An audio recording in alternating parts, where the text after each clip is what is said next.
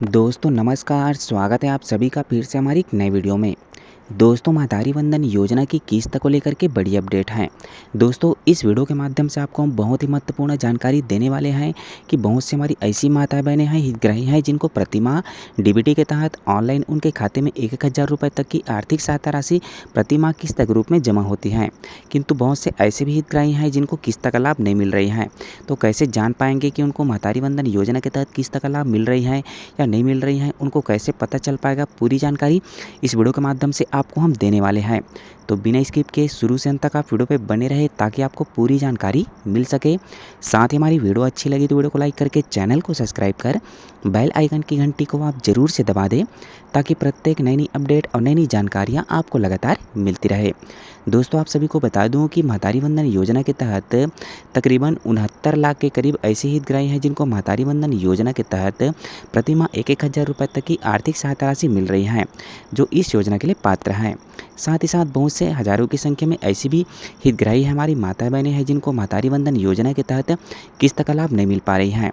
तो हम आपको वीडियो के माध्यम से पूरी जानकारी देने वाले हैं कि आपको किस्त का लाभ मिल रहा है या नहीं मिल रहा है, आप कैसे पता कर पाएंगे, साथ ही साथ आपको कैसी जानकारी मिल पाएगी।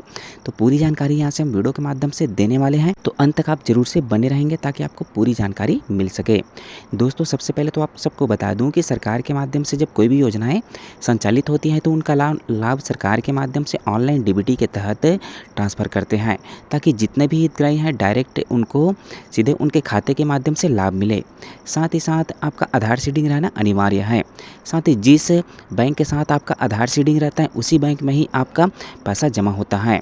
जैसे आप उदाहरण के तौर पे आप समझ लीजिए, जैसे आपका आधार सीडिंग आपका जो पोस्ट पेमेंट बैंक में आपका आधार सीडिंग अपडेट है, तो उस स्थिति में जब सरकार के माध्यम से कोई भी योजनाएं संचालित होती हैं तो उनका लाभ आपको डायरेक्ट आपका जो पोस्ट पेमेंट बैंक है उसी में ही आपका पैसा जमा होगा, जो सरकार के माध्यम से भेजा जाएगा।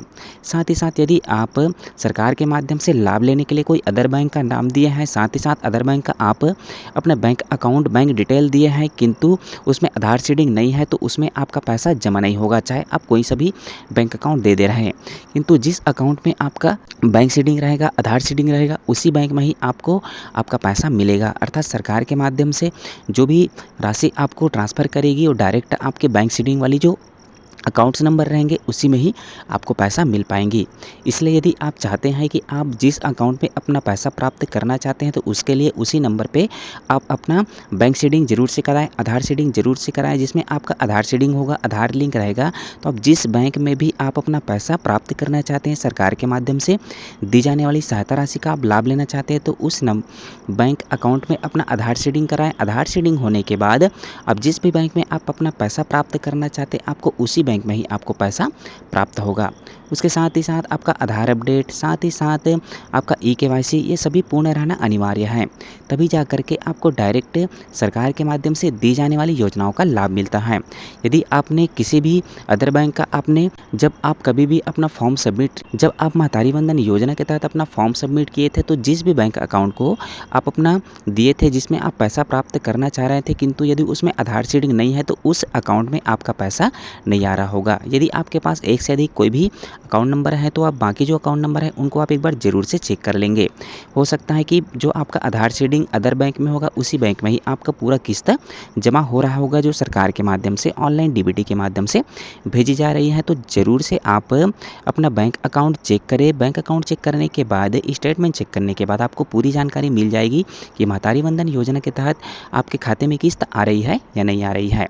उसके साथ ही साथ आप चाहे तो आप मातारी वंदन योजना के साइट पे जा कर के भी आप चेक कर सकते हैं, जिसमें आपको गूगल ब्राउज़र में सीजी मातारी वंदन योजना आपको टाइप करना होगा। टाइप करने के बाद आप वेबसाइट पे जा कर के आप पहले वेबसाइट पे ही क्लिक करेंगे। क्लिक करने के बाद साइट ओपन होगा।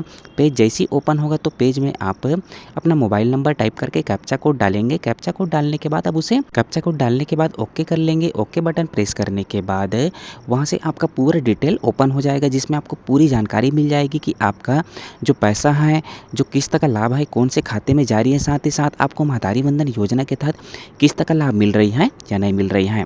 उसके साथ ही साथ इस बात का आप ज़रूर से ध्यान रखेंगे कि जिस मोबाइल नंबर को आप शुरू में जब अपना आवेदन जमा किए थे तो जिस मोबाइल नंबर को आप दिए थे उसी मोबाइल नंबर को ही आपको डायल करके आप अपनी पूरी जानकारी वहाँ से प्राप्त कर सकेंगे। तो इस तरह से आप पूरी जानकारी प्राप्त कर सकते हैं। साथ ही साथ आपके पास एक से अधिक और यदि कोई भी बैंक अकाउंट नंबर है तो उनको भी आप चेक करके आप जानकारी प्राप्त कर सकेंगे कि आपको महतारी वंदन योजना के तहत किस तक लाभ मिल रही है या नहीं। तो दोस्तों, आप सभी को पता होगा कि हमारी ग्रामीण अंचल में हमारे बहुत सी ऐसी माता बहनें होती हैं जिनके मन में ये डाउट रहता है कि बाकी जो माताएं बहनें हैं, जो हितग्राही हैं, उन सबको महतारी वंदन योजना के तहत किस तक का लाभ मिल रही है, किंतु बहुत सी माताओं बहनों के मन में शंका रहता है कि हमें महतारी वंदन योजना के तहत किस तक का लाभ नहीं मिल रही है। तो दोस्तों, यदि आपके घर में ऐसी स्थिति निर्मित हो रही है कि आपके घर में किसी ने फॉर्म सबमिट किया है, साथ ही साथ उनके खाते में पैसा नहीं आ रही है, तो ज़रूर से आप एक बार चेक कराएं कि यदि एक से अधिक उनका खाता है तो दूसरे खाता को जा करके आप चेक करके पूरी जानकारी प्राप्त कर सकेंगे कि महतारी वंदन योजना के तहत आपको किस्त की लाभ मिल रही है या नहीं मिल रही है। यदि आपको किस्त का लाभ नहीं मिल रही है तो आगे आप प्रोसेस कर सकते हैं, जिसमें आपको बैंक केवाईसी अपडेट कराना होगा, साथ ही साथ अपना आधार अपडेट, उसके साथ ही साथ अपना बैंक सीडिंग भी आपको एक्टिव कराना होगा, लिंक कराना होगा, तब जाकर के आपको महतारी वंदन योजना के तहत जो किस्त का लाभ नहीं मिल रही है वो किस्त का लाभ मिलना शुरू हो जाएगी।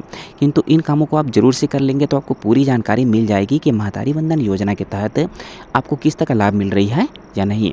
तो इसी तरह की और आगे नई नई अपडेट, नई नई जानकारियाँ पाने के लिए आप निरंतर हमारे चैनल पर बने रहे, ताकि आपको सरकार की प्रत्येक नई नई अपडेट और नई नई जानकारियाँ आपको लगातार मिलती रहे। मिलते हैं दोस्तों अगले वीडियो में कोई नई जानकारी के साथ। तब तक के लिए जय हिंद, जय भारत।